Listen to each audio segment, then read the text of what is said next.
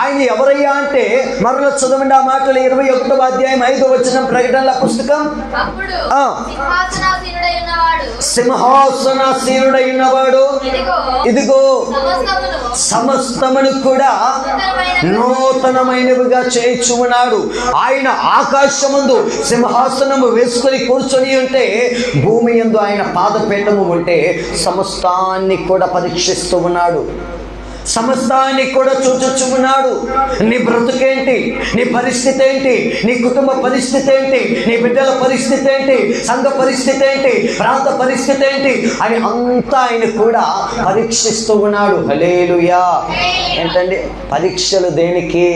Exams. ఒక యవనస్తుడు వచ్చానయ్య, ఈరోజు ఎగ్జామ్ ఉందనయ్య, నేను వెళ్తున్నాను, ప్రార్థన చేయండి అనేసి ప్రార్థన చేయించుకొని వెళ్ళాడు. కారణం ఏంటి? ఎగ్జామ్ దేనికి ఏమా? ఎగ్జామ్ దేనికి అంటే తన జీవితాన్ని వెల్లడిపరచడానికి, తన బ్రతుకు ఎలా ఉంటుందో ఈ పరీక్షను బట్టి తెలుసుకోవడానికి. అవునా కాదా? చాలామంది ఎగ్జామ్ రాస్తారు, ఫెయిల్ అవుతూ ఉంటారు. వారి జీవితం ఎలా ఉంటుంది? బాధగా ఉంటుంది. మంచి మెరిట్ వచ్చిందనుకోండి, వారి ఏంటంటే ఫీలింగ్ ఎలా ఉంటుంది? ఆ పరీక్షలో నెగ్గి, ఆ పరీక్షలో మంచి మెరిట్ని సంపాదించుకో